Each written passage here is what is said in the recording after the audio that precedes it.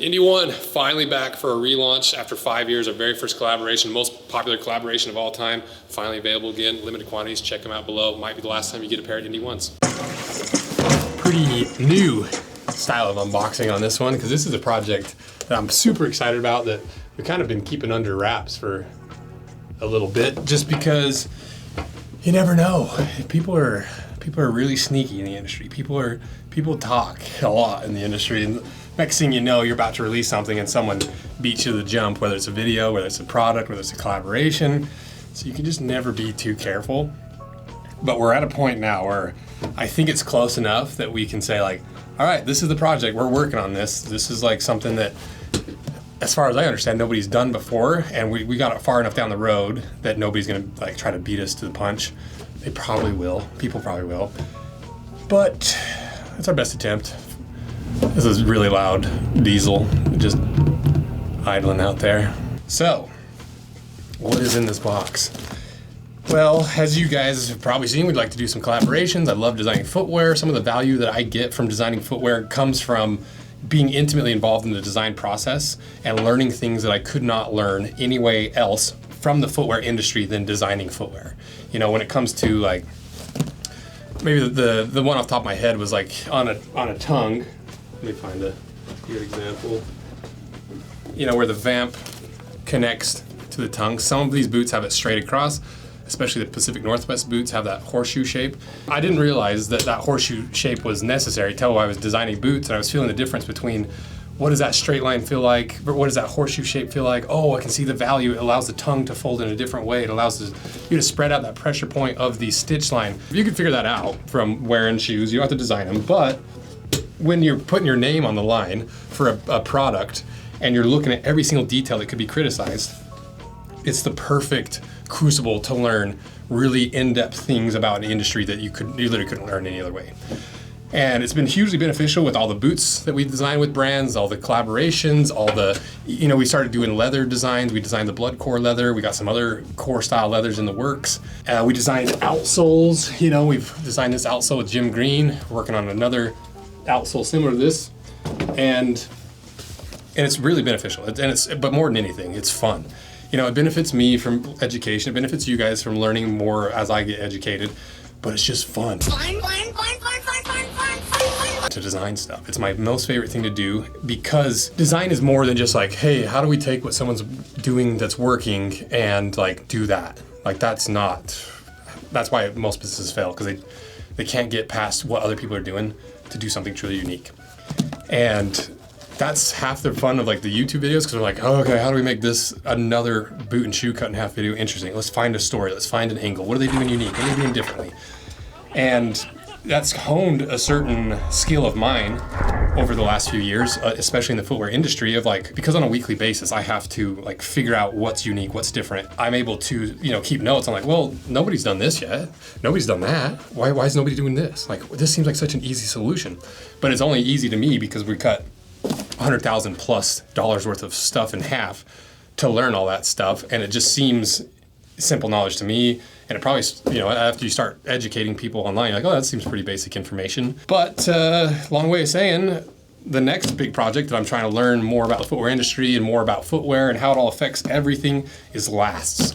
Lasts, if you don't know, are the hard foot-shaped, usually piece of plastic or Delrin, that the upper of the boot or shoe is wrapped around to give it its very distinct and unique shape and feel underneath your foot.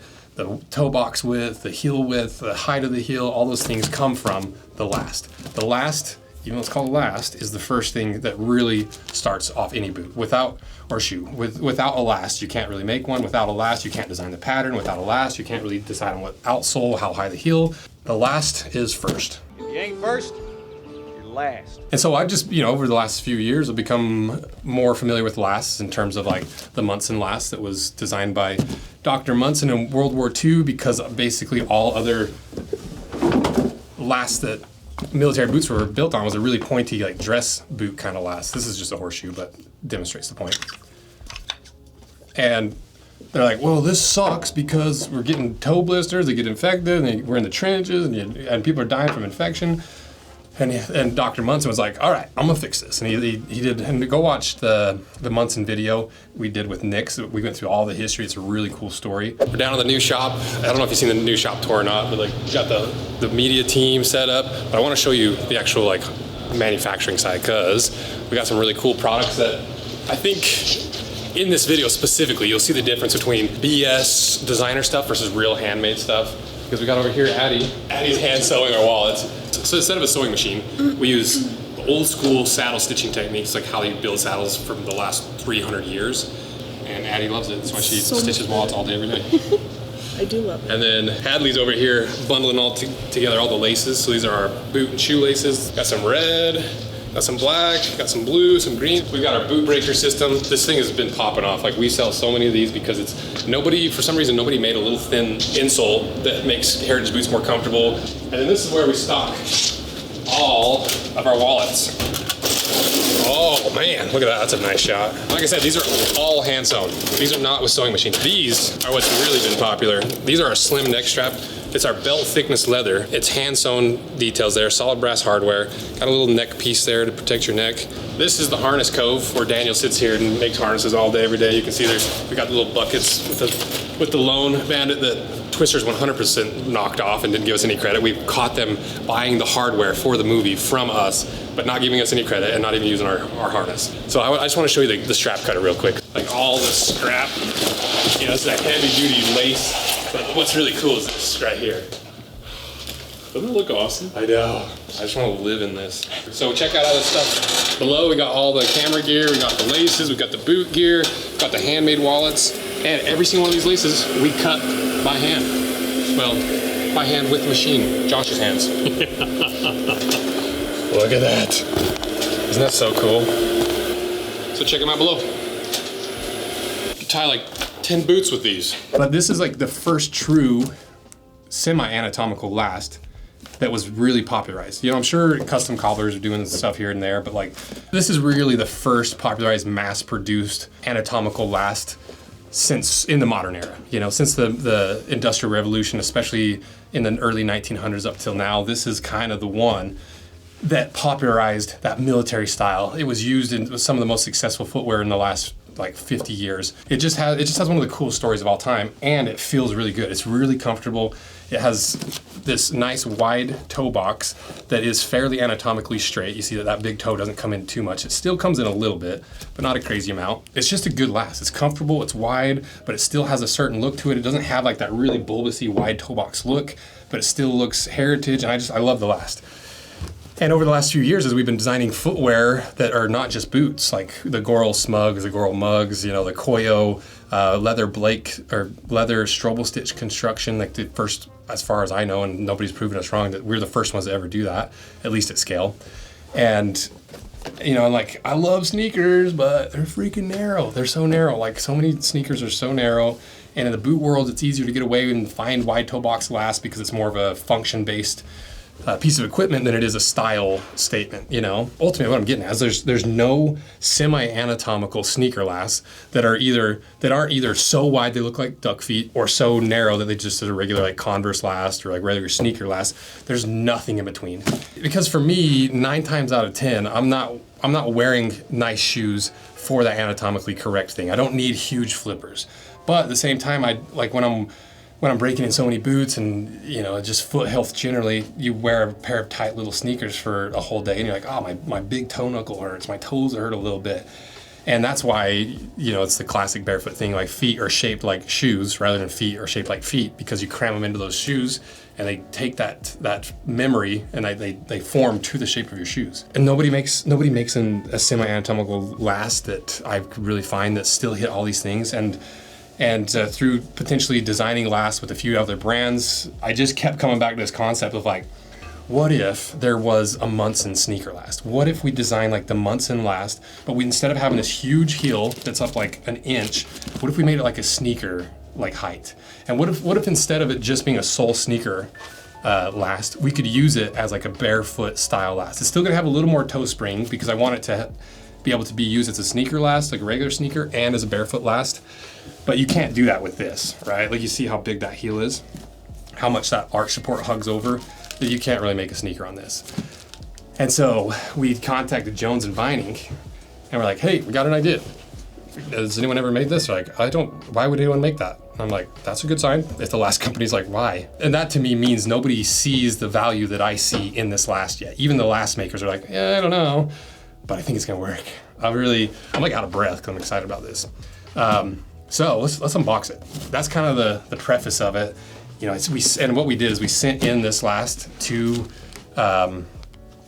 Jones and Vining, the last makers. And this just came from Sorel down in, I think they have them made in Mexico. These are, Mexico lasts. And this is just your standard Munson last. We even have like a few historical Munson lasts that are from like, this is the official Munson M 1949 last. Pretty cool, huh? So we sent those to them and we're like, hey, it's gonna take us a few rounds to get this right because we're taking a really high arch military boot last and converting it into a sneaker last. And this is the first version. So let's unbox it and see what it is and what it looks like. What knife? Just have my Gerber on my hip because I love these knives, but I don't love them that much because these clips always fall off and I lose these, and I've probably bought like 10 of them. So actually after this video, I'm recording this whole box of little baby knives. So I'm gonna try to figure out who makes the best little replaceable blade baby knife. And we ordered a few different sizes just so we can start making some shoes in-house, because now that we've got most of that cobbling set up, we're gonna be able to do this kind of rapid prototyping in-house. And then if we want to work with a brand on it, it's our last. And so we can say like, hey, we want to do this, this, and this, and we'll ship you our lasts. Or we'll do a batch of lasts and then we'll just store them after the collaboration is complete. You know, there's so many ways we could do it. But the goal is for this to be our last. You know, it's a unique enough thing, and it's something that I've never seen anyone else do, and it's something we can apply to like a really low drop work boot, a sneaker, like a barefoot kind of sneaker. You could apply it to a lot of things. And I've never been like a huge fan of giant heels unless it's on a Western boot. And so even for a boot, this would be a pretty solid last. So let's open it up. Woo! Oh, this is like our specs. Wow, okay. Cool. Look at that, that is so cool. I'm like getting hot thinking about this. But look at these. This is really cool. Okay, we've got a 9.5 E, 8.5 E, 9 E, and 9.5 E. So it looks like we went wide on all of them, which is good because I don't want to copy this exactly. There's a couple modifications aside from just dropping the heel that I want to do to this. And so that's fine. It's a good starting point because we're going to play with the shape and the footprint a little bit as we go along. Because look at it, you can see what I was talking about, like this arch, we're gonna have to bring that down. That's like definitely like a heavy, like boot hugging arch. And if we want that to be in a sneaker, you can see if we put it in a sneaker outsole, see all that room right there? You're gonna have to like cinch that whole outsole up to get it to conform, which you're not gonna be able to do as easily in a sneaker. And so what we'll do is we'll drop that arch a little bit. Because if you compare it to, I got this from District Leather Supply. It's a Air Jordan 1 inspired last, I think in quotations. You know, it's Air Jordan last, but I don't think you can legally claim it or something, I don't know. But you can see how much more aggressive that arch is on the Munson sneaker last. I'm just gonna call it like the Rose Anvil last. The Rose Anvil last, because it's gonna be pretty original by the time we get done with it. And you can see how like more contoured the boot last is, the Munson last. And so what I want to do is flatten that out a little bit so it's not quite as like shapely. And then for the instep, look how much taller this instep is compared to the regular sneaker last. And that's because in the regular Munson last, it's super high arch and it's a fairly big heel. And as your foot gets lifted up and that arch kind of gets like crunched in or like flexed, I don't really know, it brings that instep up. So you have this big bump on these Munson lasts because of that arch and the heel. And so now in V2, we'll sit down and we'll look at a few things, but we're gonna have to drop that. We're gonna have to drop that instep, maybe recenter it, because you can see how centered that instep line is on this last compared to this last. Just make it a little bit more sneaker-ish. And since I want to be able to use it as like a 0 drop last and a regular sneaker last and a boot last, we might drop the heel just a little bit more. I don't know, we'll see. Because it's the unboxing, right? So we're still pretty early preliminary information. But another thing is, just look at the shape difference between this Chuck Taylor last and the Air Jordan last with this Munson Rose Anvil last. You don't realize how narrow Converse are and AJ1s are until you actually have the last. You're like, oh my gosh, that thing is so narrow. Like, how does anyone wear Converse? Like, that thing is like a dress shoe. If I overlap these, see what I mean? That looks comfy. And that makes me excited because that's wearable. Like, I don't think this is so wide, it's gonna be really, really ugly. And I think the next step is gonna be sitting down with all of the insoles that I love, all of the boot shapes I love, all the footprints of it, my favorite, out of the hundreds and hundreds of boots and shoes we cut apart, my favorite shapes, take all the insoles and then just start tweaking it, a little millimeter here, millimeter there, to make the absolute perfect last. Because right now, it's still really Munson inspired, and it's always gonna have that military shape. But by the time we level this off, drop that, drop this, it's gonna be a very original and very unique last. And I'm excited. So this is just a quick preview. So give me your guys' input on this. What do you like? What do you not like? Stay tuned for the episode 2, where I'm gonna sit down and I'm just gonna, it's gonna be a cool video, because what I'm gonna do is like, here are my top 10 favorite shaped shoes and boots. Let's pull the insoles out, slap it on there. Okay, maybe to get that one little feature I love about this GPS last, let's bring this out just a little bit. The one thing I like about that Palladium last is this, let's bring that out a little bit. Or like, you know, it's gonna be cool. So support this if you want. I think it's interesting. I love the design process. I kind of want to bring you guys along for the design so you can see the ins and outs and how we started with this and ended up with a truly original like Rose Anvil last that we could put on a few different collaborations. You know, it's gonna be cool. I'm excited. So yeah, I think that's it. Let me know what you guys think, and thank you guys for your support. Let me know what collaboration you'd like to see this on first. This video is a complete disaster in terms of audio. So many noises. But yeah, give me your guys' opinion, what you'd like to see this on and how you'd like us to use it, because it's such an early concept that this thing could go in any possible direction. And that's the fun of it, because you're like digging in a mine and you're like, I think this is a vein of gold. I think if we keep following this, we got something really unique, really interesting that people really, really want and need in their life. That's the fun of it. So thank you guys. Thanks. Once again, it's a dream come true to get to the point where we're designing a truly original last with a historical importance, with like actual functional importance, and it's a dream come true. So thank you guys. See you.